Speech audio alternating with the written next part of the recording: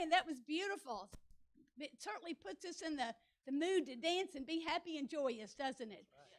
Welcome to Unity of Music City. We are happy to be back this week after being away for the last 2 weeks because of the weather.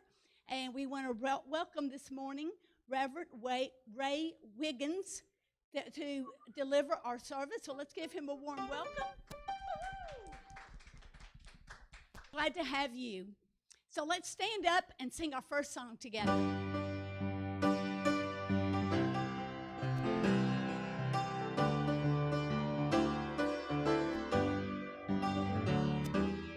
Love is my decision.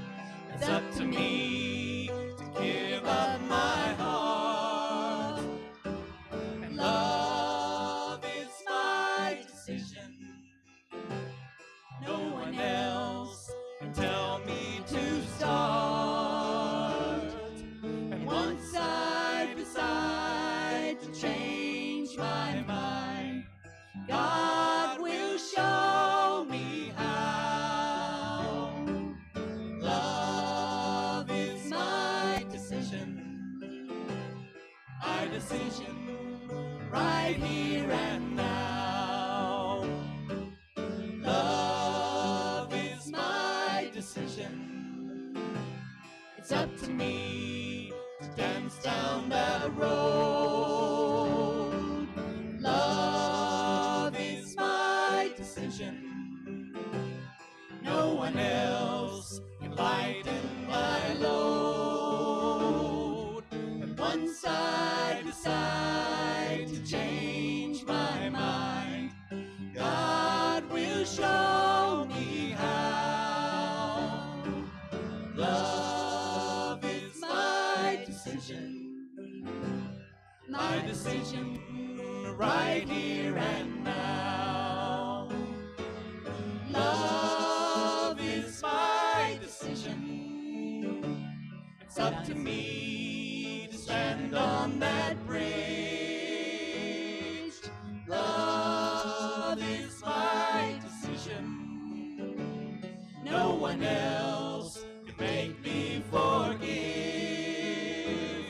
And once I decide to change my mind, God will show me how. Love is my decision right here and now. Love is my decision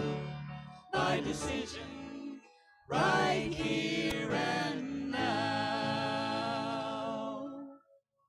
Woo, good morning. Oh, it's great to see the room with some folks this morning. All you guys that are watching us online and YouTubing us, we just welcome you with us this morning. A few announcements I want to make sure that we're aware of. Unity of Music City is open. I don't want to even say limited occupancy because we're not there yet. Come on. So come on. So we practice social distancing, of course, 6 feet, 10 feet or more, and we wear our masks, and we're respectful of each other. So you guys love us, and you know you want to be back here with us. So if you feel comfortable doing that, please do. The prayer chaplains are available for your prayers. If you have a request, if you would have something that's concerning you, something that is weighing you down that you need to share with the prayer chaplains, they are available to you. You can contact, if you need to have a request, Unity, UOF, MCPRAER, request, plural, at gmail.com. Now, I don't have my glasses on, so, you know, I did that one. Really, you're lucky if you get it right. Check your emails. Tuesday, you know, there's a newsletter that comes out. And this past Tuesday, there was a huge email that came out. So if you didn't check your emails, guess what? You've got a surprise coming, okay? So check your emails. There's a membership, also renewal on there. So we want you back. If you haven't renewed your membership, please do. There's just 3 quick questions. It takes you milliseconds. Drive-through donation day, we had to postpone that due to the weather, or we'd be skiing through the parking lot. So we're postponing that till sometime in March. So be looking out for that. Some people contacted me saying, "Are we still going to have the drive-through?" No, we're not. But we are sometime this next month. So keep an eye out for the date. Small trees are still available. You know, I love those little trees out there. And every time I drive through the parking lot, I look over there to make sure that they're still living. And they are, and they're still up for donation. If you'd like a small tree to nurse to a full-grown adult tree, contact the office at 615-847-7480 and for more information about that. Join the Lunch Bunch. We're still doing braiding sweetgrass on Zoom, and we're about done, but it's not too late to get in on this wonderful book by Robin Wall Kimmerer. Contact Karen Burr for more information, and there is a link also for Zoom on the Tuesday email that comes out. The next book we're going to be doing is coming up soon. This Moment is Your Miracle is the name of it, and we need a lot of that right now, don't we? Miracles. Spiritual Tools to Transcend Fear and Experience the Power of the Present Moment by David Hoffmeister. All right, let's sing again. Love is the answer to any question every day.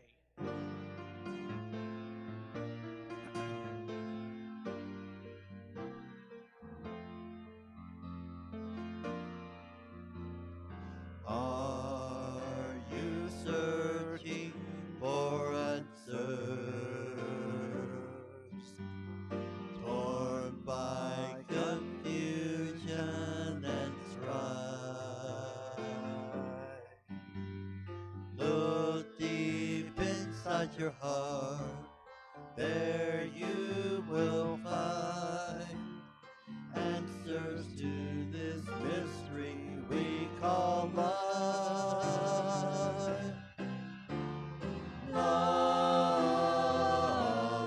Love is the answer. Love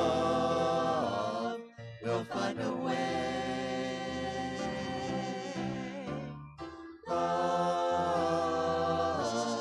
Love is the answer. Love is the answer to any question every day.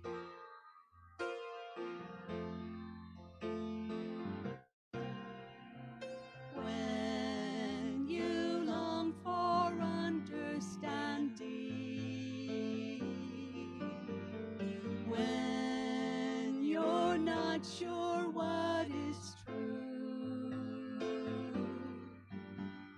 turn to the one thing that never fails. Ask yourself, what would love do?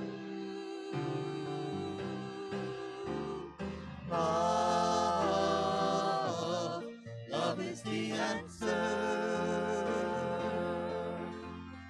Love will find a way.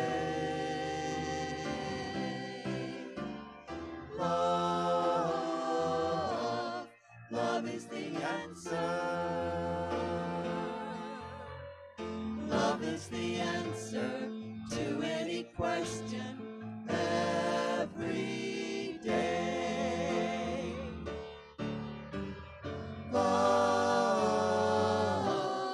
Love is the answer. Love will find a way.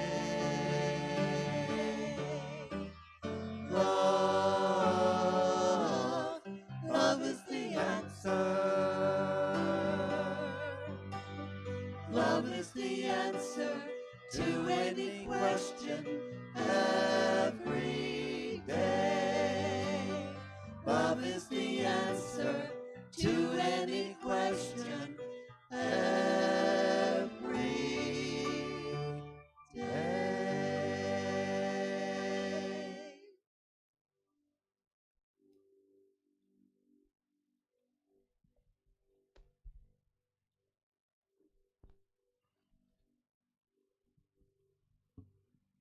Our affirmation this morning is, I honor my connection with all people. Would you repeat that with me, please? I honor my connection with all people. No matter how great the distance that exists between me and the people I care about, I know we are connected by our love for one another. Today, I establish and strengthen this connection by reaching out, even if it's only to let someone know I'm thinking about them. Our connection is also kept strong through prayer. As I hold prayer for those I care about, I bless them by holding my highest vision for their lives, seeing them as healthy, prosperous, happy, and fulfilled. Whether we're in frequent contact or have fallen out of touch, my connection with my loved ones remains strong because we are one in God, one in love. And from Corinthians 12:13, for in the one Spirit we are all baptized into one body, Jews or Greeks, slaves or free, and we are all made to drink of one Spirit.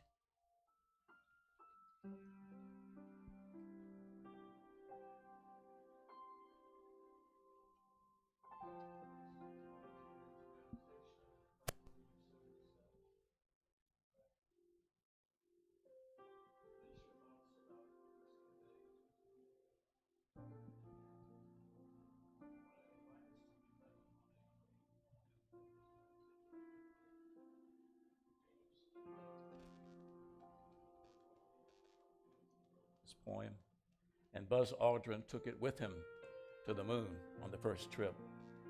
Most of us have it in our minds by memory, that at least the first passage, the light of God surrounds me, the love of God enfolds me, the power of God protects me, and the presence of God watches over me. So let's take just a moment. Hold the thought for yourself, for your family, for your loved ones, for our country, and for our world. The light of God surrounds you. The light of God surrounds you. Think of those times when you have felt the light, when you go into the summer sun and the warmth touches your skin, the comforting feeling of that light. And it's even more comforting to know that wherever we are, whatever we are doing, this light is with us. It is a part of us. It surrounds us. We're never away from the light of God. The love of God enfolds me. And for our friends, family, neighbors, country, and world, we say, the love of God enfolds you. And how wonderful to be able to say that to our loved ones. How wonderful to be able to say that to ourselves, to remind ourselves that we once again are comforted by the presence of God.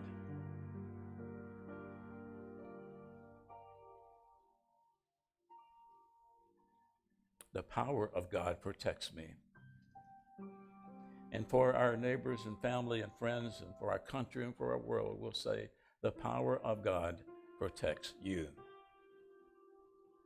Isn't it wonderful to know that the universe is in our favor and God is on our side, and that we are surrounded by the protective shield of love and light and harmony at all times? Wherever I am, God is. The light of God surrounds me, the love of God enfolds me, the power of God protects me, and the presence of God watches over me. What a comforting thought to know that God is always with us. And Mr. Freeman, whom I had the pleasure of meeting, wanted us to know that. And he wrote another poem that is now on the moon as a microfilm called I Am There. Again, reminding us whether we go to the moon or go to the corner grocery store, we're always moving and living within the presence of God. We live and move and have our being within the very energy that created everything and that loves us beyond measure. And thank you, God, for this truth, that as we know it, believe it, and receive it, it will indeed set us free.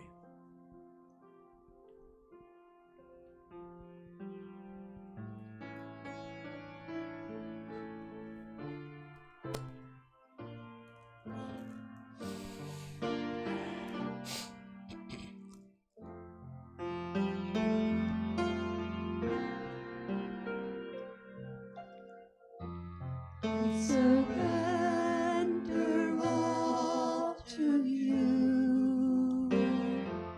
Take my heart and my soul too.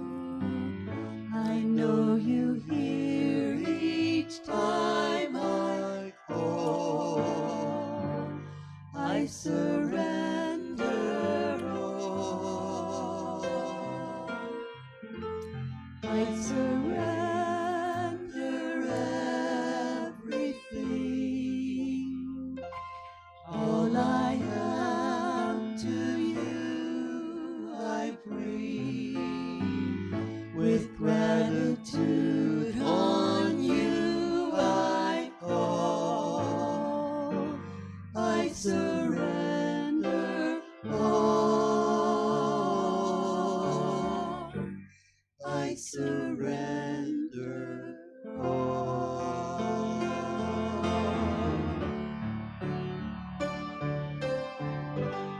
I surrender all to you. Take my heart and my soul too. I know you hear each time I call. I surrender all. I surrender everything. All I am to you I bring. With gratitude on you I call. I surrender all. I surrender all.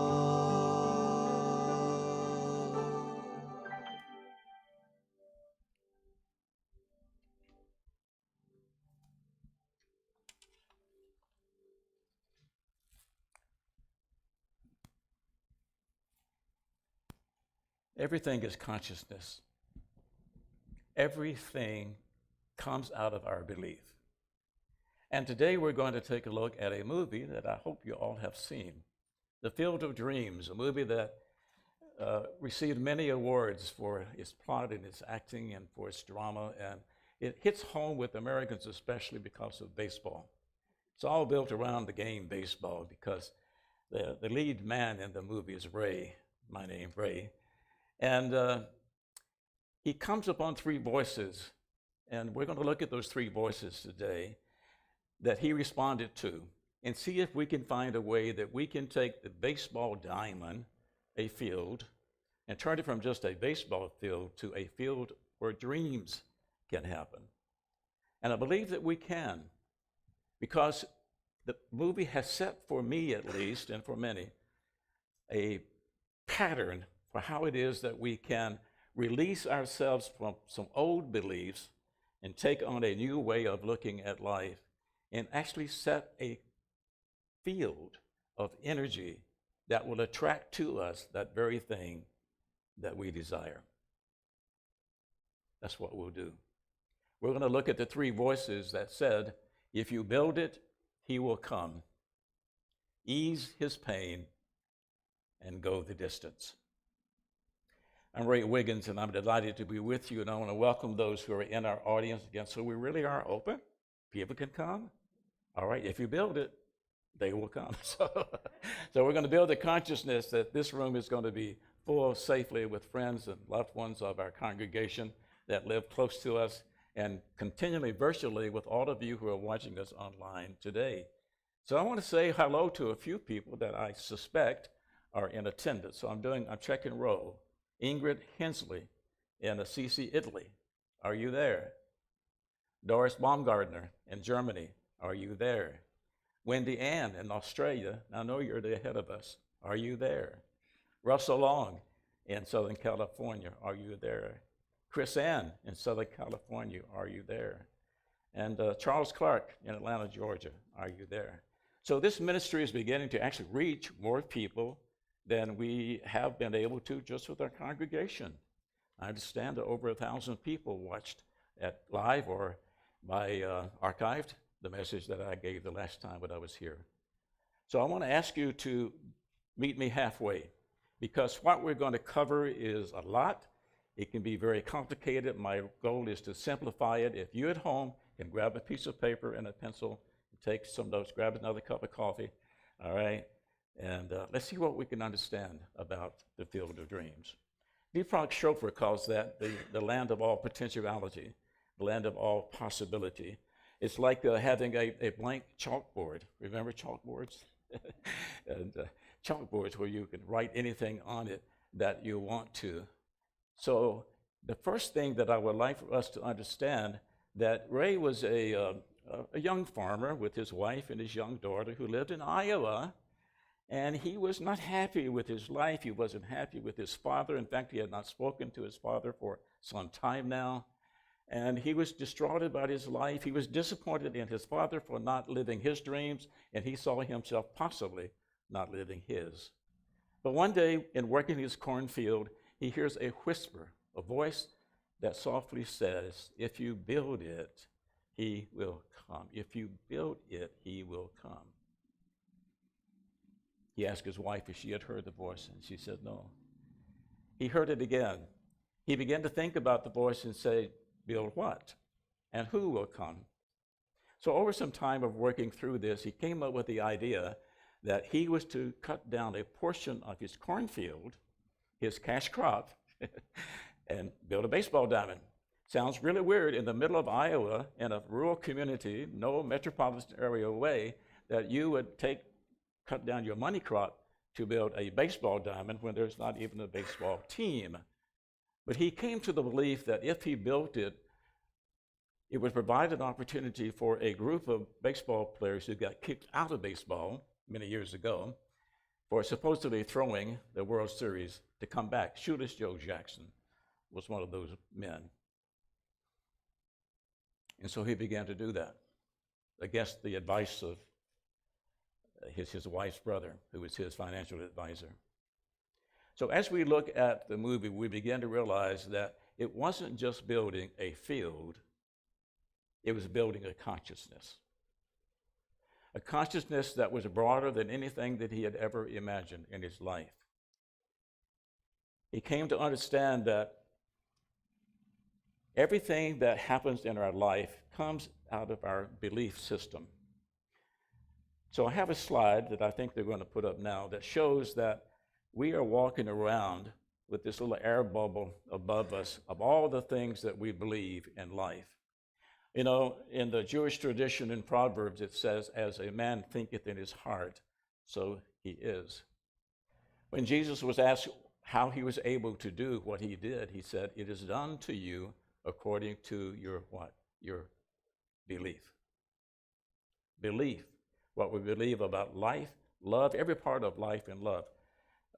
God, sex, money, self, what we believe about ourselves. What do we believe about race? That's been an issue recently here in our country. And you know, this recent election really was an election about our consciousness as a nation. Who are we at this point in history? What do we believe as Americans? And so consciousness is talked about throughout the Old Testament, the New Testament. In fact, all religions talk about there being a realm of thought. In fact, in the late 1800s, the unity movement, the science of mind, religious science movement, all came out of an effort from some very bright minds who tried to figure out what is the ultimate reality? Ralph Waldo Emerson, Henry David Thoreau, many others were involved in trying to decide what is real.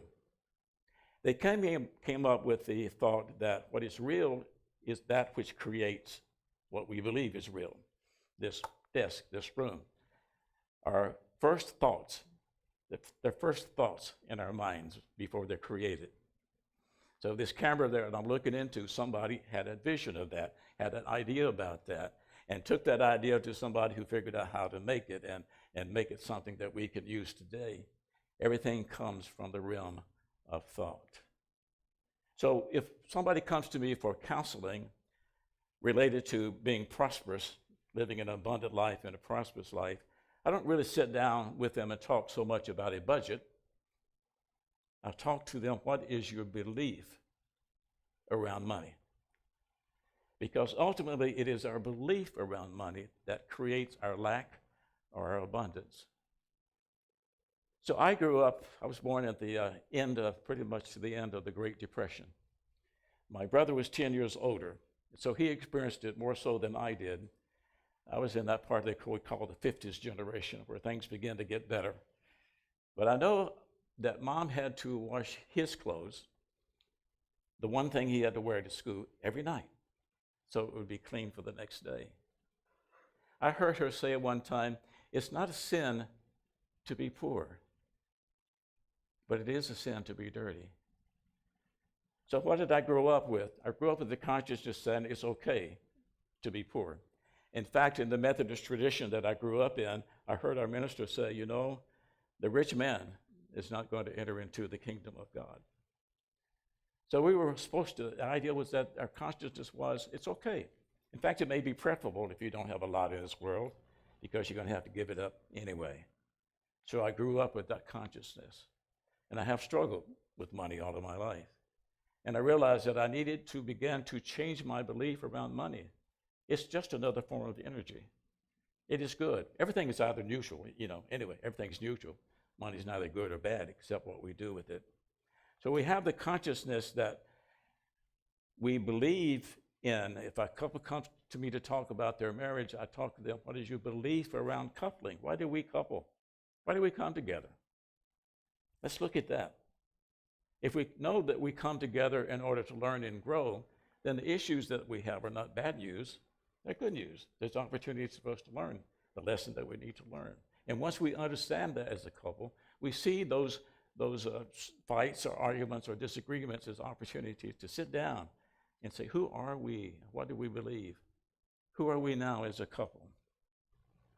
So the movie is helping us from day one to begin to understand that life is consciousness. Now there's another graphic where I'm going to show you about a thing about consciousness, and that is that consciousness is 3 levels to it. Is that the slide we have up? There we go. So we have it also in this little form right here, if you can see that. Some of this we already know.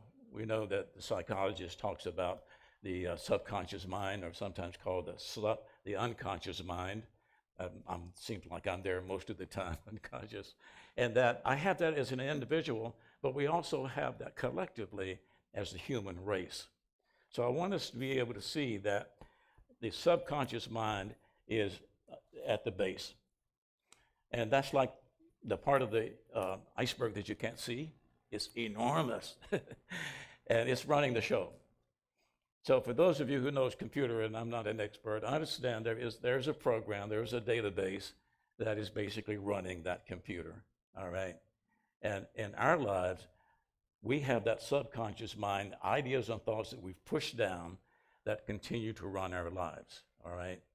Now with a computer, we can delete, we can reboot, and we can replace. And the same thing is correct. So we have the subconscious mind that is really running this show. Individually and collectively as a world, we have a subconscious mind. The middle mind is called conscious mind, and I would say that's awake. That means that right now in this room or sitting at home, you're aware that it's Sunday, you're watching Ray Wiggins, we're talking about Field of Dreams, and so there's a conscious awareness. And we live on that level of life most of the time. But there is another level of consciousness that we talk about in religion that might be called super conscious, divine consciousness, God consciousness. It's a higher level of consciousness. And in life, especially as we view life from a spiritual point of view, we feel like what we are about in this human experience is to rise in consciousness, to be able to know that the subconscious mind is there, it is running the road, and that a part of what we're to do in life is to bring up those issues and heal them. That's what psychiatrists do. Bring up that issue and heal it. That a conscious mind is operating, but it's operating within a field of energy that we call human consciousness or race consciousness. So the people of 9/11 did not, in their own mind, cause 9/11, but there is a consciousness in our world where we believe, and we've agreed as a human race so far, that if we have our enemies, it's okay to do anything we want to with them. Whether our enemy is a person of a different color, a different sexual orientation, a different culture, a different religion, and that we are better than and they are the enemy, then we can justify riots and killings and horrible things that we do to one another. It really is amazing, the inhumanity that we have, and it all comes from our consciousness, that we can justify that action. So we live and swim and move and have our being within this race consciousness, human race consciousness, with the goal in mind that we want to begin to elevate ourselves to the divine consciousness. You know, Paul, in spreading the gospel about Jesus, said to people, let this mind that was in Christ Jesus be in you. And he's not talking about his brain. He's talking about his consciousness, right? Then Paul said, be ye transformed. How? By the renewal of your mind, by the renewal of your consciousness. I know that for a great deal of my life, and I'm ashamed to say so, but the reality is that Ray lived out of my lower consciousness. I really did. And the lower consciousness has to do with all of this sensationalism of the physical world. There's nothing wrong with any of that. I'm just saying, if it gets to be destructive, then it's destructive, regardless. And this faith in my Methodist tradition and this faith has encouraged me to know that there is another part of Ray, that I am made in the image and the likeness of God, and I have the attributes of God, of love, peace, joy, and harmony, and all of that is within me. In fact, Jesus very clearly said that life is about consciousness, because he said the kingdom of heaven, and the kingdom of heaven is not a physical place. He said it is within you, and it is a now event. The kingdom of heaven is within you. The kingdom of heaven is now. So we are choosing every day where to live. We're going to live in heaven, or we're going to live in hell. Every day we're making that choice, and in every moment, in every day, we're again, moment by moment, choosing. Do I want peace? Do I want joy? Do I want harmony? Do I want love? Do I want health? And are my choices reflecting that consciousness? So I asked myself, Ray, how do you change that? If you know that you are a conscious human being that has this subconscious, all this data that has been fed to you, all of the things that your parents said to you, the kids that picked on you, what the teacher said, what the preacher said, and all of that is in there running that ship, what can you do about it? And you have this conscious mind that can be awake, but it's not, it's aware, but it's not awake. It's in the divine consciousness that we are awake. Jesus was awake, and he wanted us all to wake up, to be aware that life is more than what we think it is. So in Unity, we teach a principle that is helpful. One is that we look at our lives and we don't deny that something is there, whether it's the COVID-19, or whether it's a husband that beats me, or a drunkard in the family. You know, we realize that that is there, but we deny that it has any power. So we recognize what is. We use the power of denial to say, that has no power over me. And they replace, since the universe doesn't like a vacuum, and something will come in there. Like when the house is empty, something's going to get in it, usually rats. or a possum. I had a possum walking around my house the other night. I could tell from the snow tracks.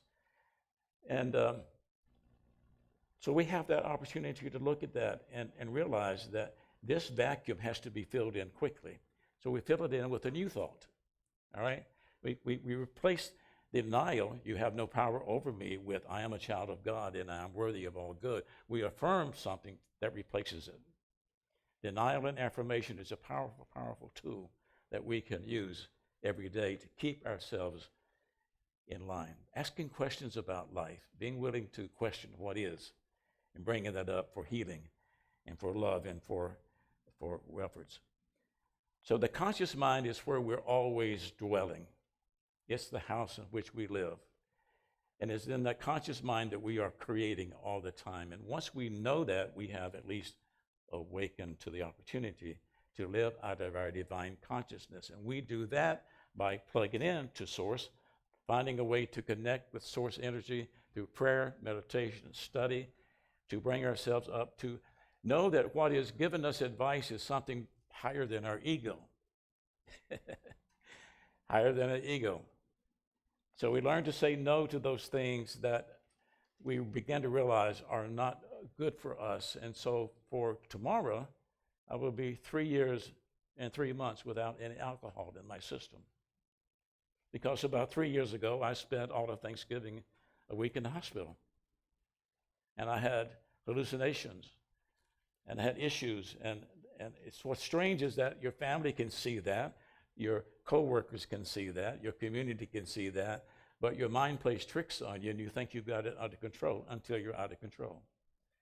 But we know every day we're choosing. So I go through a pattern. My morning meditation is basically asking my higher self, not my ego, a series of questions. I won't do them all here. But the first is today, in this very moment, to whom, because sometimes it's a person, to whom and to what do I want to say no? To whom and to what do I want to say no? I had a woman friend in my life whose husband was very abusive, so much so that her children would hide in the closet when he came home. She had them in counseling. She went to pick up one of the boys one day, and the psychiatrist slid her card across the desk, and she said, you know, you don't really have to face this by yourself. So she sought help. And then one day when he was in the kitchen with her with a knife in his hand saying, I'm going to kill you, she said, go ahead. At that moment, he set the knife down, left, and never came back. She found the courage to say no to something and know whatever risk it was worth it. How many of us are living somebody else's version of our lives because we're afraid to say no? I don't want to do that. That's not me. That's not my life. The other question is, to whom and to what do I want to say yes? Say yes to life. So I say no to alcohol, and I say yes to eating healthy, to living healthy. And life begins to take on more meaning and purpose for me when I am willing to sit down, connect. The tool is prayer and meditation. Connect to the source of energy that is God itself. And out of that consciousness, I begin to build my own personal field of dreams. Until I do that, it's not going to happen. But once I begin to realize that I am the one that is creating my experience, given the fact that I'm also impacted by race consciousness, yes, but still there's a lot of my life that I have to admittedly say, I don't like to hear it, but it's my fault. So I would say, mirror, mirror on the wall, who's responsible for it all? And their answer is you. So when we grow up enough to take responsibility for who we are in this moment and take responsibility for creating the life of our dreams, we have taken the first step. If you build that consciousness, whatever you need will come. Now, Shooters Joe Jackson did show up, as did some other players, and as did some other people. And in the end, his father came onto the baseball field too, a very touching moment when he asked his daddy if he would like to play catch. He had a moment of healing. That was what was necessary. He had to set the consciousness for healing. And that's the second thing that the voice said. The first voice was, if you build it, he will come if we build the consciousness of a thing. In unity, we say that we have in our life only that which we can have by right of consciousness. All right? So I want to share with you a scripture. I didn't look it up. I should have. But it's in there. It always confused me. It's Jesus talking, and he says, to him who has, even more will be given. I said, well, that's not right. That's not right. To him who has, even more shall be given, and then him who has not, even that which he has is going to be taken away from him and given to the one who has. I don't like that picture at all. Until somebody said, Ray, he's not talking about stuff. He's not talking about people who have money. He's talking about he who has the consciousness of. He who has the consciousness of a thing shall be given more of the consciousness that he has. So they did studies about people who won the lottery, and those who won millions of dollars and 5 years later were broke again. Then there are people that go bankrupt, but they know how. They have a consciousness of money. They know that they're worthy. They know that they're deserving. They know how it works, you know. You know, folks, I really do think the only crisis that any one of us has is an identity crisis. We have forgotten who we are. We are children of the Most High God, who created all the universe that we know and beyond. We're made in the image and likeness of that God, and we have been told that the kingdom is already ours. It's within us. It's not something we have to get after we die, not something we have to work for or seek for. We just have to go inside and connect with that divine source that is already there and learn to listen to that voice. See, Ray was tempted because his wife's brother, who was his financial manager, was in his face almost every day saying, Ray, you're going to go broke, man. Sign this piece of paper. They're going to foreclose on you. But another man who came into the movie said, Ray, if you build it, they will come. They will come, Ray. They will come. It reminds me of the story that guy went to the psychiatrist and said, doctor, he says, you know, I've got these two wolves in my mind. Wolf always telling me good things about life, one telling me bad things about life, and they're fighting all the time. Which one's going to win? The wise man said, the one that you feed. The one that you feed. Every day we're feeding thoughts into that which is positive, good, great, and grand, or we're feeding thoughts in that which is negative, bad, of anger, of hate. And that is the world that we create. Which means that we are listening to what the voice said the second time. He was at a baseball game with another gentleman. And out on the marquee in the middle of the field, there was a sign that says, ease his pain. Ease his pain. And they set about to do that with somebody they thought needed healing. Ultimately, it's about his own healing. Isn't that true for me? It's all about us. I can't heal anybody. I certainly can't heal anybody that I haven't healed myself. So we tend to go to people who've already overcome alcoholism in order to help us heal that part of us. We go to somebody else who's already worked with anger management so that we can get help. We go to the experts. We go to the people who know, who've been there, and can help us and teach us. Last night, I played for a friend on Facebook the song Lean on Me, you know. And how many times have I stood up because I had somebody to lean on? We all need somebody to lean on, especially when it comes to easing our pain. And Jesus left us only one commandment. And he said it that way. He says, I leave you with one commandment. Now, how much clearer can it be?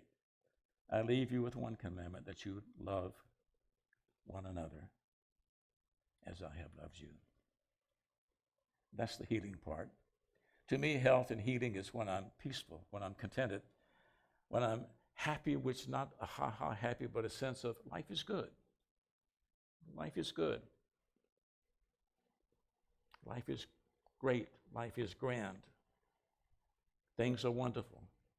Not in a fictitious fantasy way, but in a reality way, because it will become what we declare it to be. If you build a consciousness, it will come. Whatever it is in your life, you will manifest. If you have the consciousness of a thing, it is yours. If you heal your own pain, you will be able to help others. Now, this is true individually, but it's all true for us as a church. As a church, when we realize that what we're really dealing with at any time is who are we as a church at this moment in time? What are we being called to be? What is our true message? How do we deliver our message? How do we serve? These are the questions that your board of directors and others will be addressing. The last thing is probably the hardest. He heard a voice that said, "Go the distance." So he heard two voices. If you build it, he will come. If you ease his pain, they will come. And if you make the commitment to go the distance. Now, in the movie, they had brought back an old doctor who had played baseball early in his life, but gave it up to go be a doctor in a small town. And he loved his life. But a part of him was saying, what if I had played? I really wanted to play in the major leagues. And they said, come to us. We have a field where you can do that. He wanted to feel like, because he never got up to bat. He never got up to bat in the major leagues. He got to play defense, but so he had a chance to do that. And he was doing that until Ray's daughter was in the stands, fell off of the stands, and she was hurt. And the doctor ran to her, but realized that if he crossed the foul line in the playing field, once he crossed over that line, he could not go back to play baseball. He could not go back to his dream. And sure enough, when he stepped across that line, he changed from the young man baseball player to the old doctor. And he removed the hot dog that was stuck in her throat and did once again what he was called to do in life. Going the distance is making that commitment to be at a place where you really can't turn back. You take the wedding vows. You sign the contract. You take out the loan. You make the decision. And once you make the decision, you're committed to the process. Every successful businessman and every sports athlete knows that the only way that they can succeed is to commit themselves to doing the work. I used to have this motto, are you willing to do whatever it takes to get what you say you want? Hear it again. Are you willing to do whatever it takes to get what you say you want? That's the commitment, to go the distance. Every day, in every way, show up to do the very thing that you say that you want.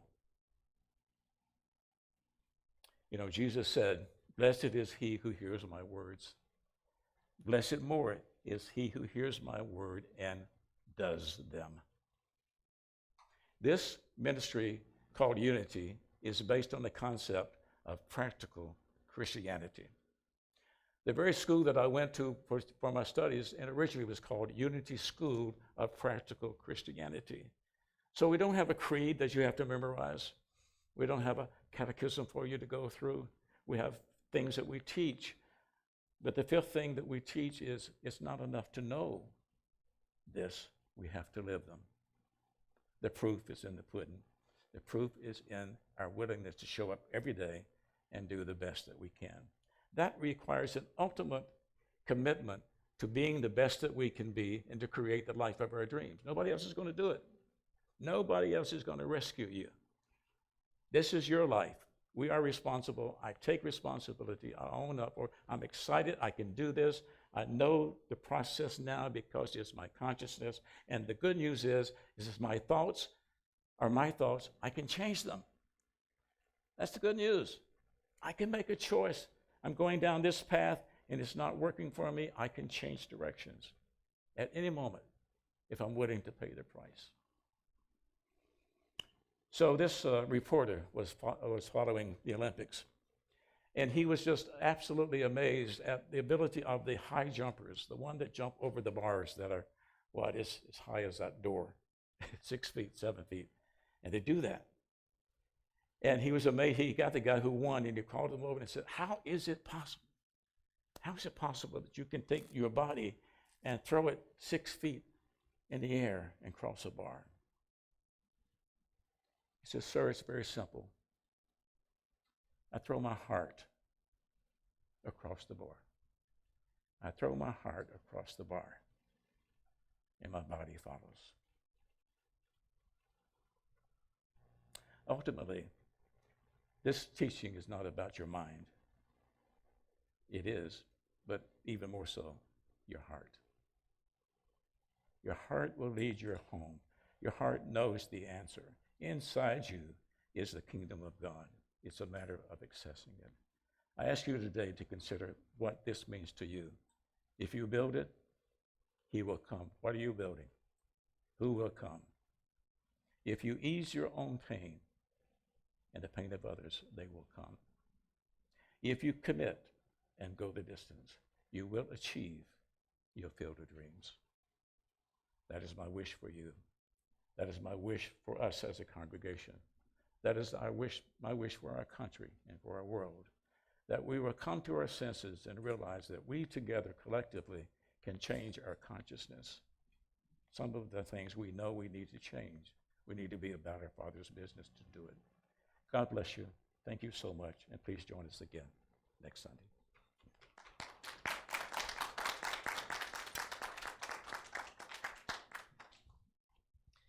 Thank you, Reverend Ray.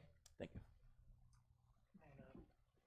Let's take just a moment to consider all of the prosperity that we have in our lives, whether it's financial prosperity that comes from the physical world in money or things, or it's the prosperity that comes from the spiritual realm, which we see in all the love that comes to and through our lives.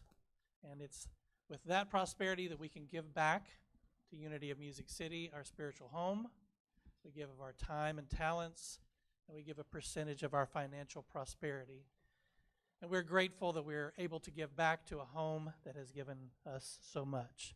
So let's say our prosperity blessing. I am open to receiving floods of financial abundance with ease so that I may be able to give back even more to the world around me.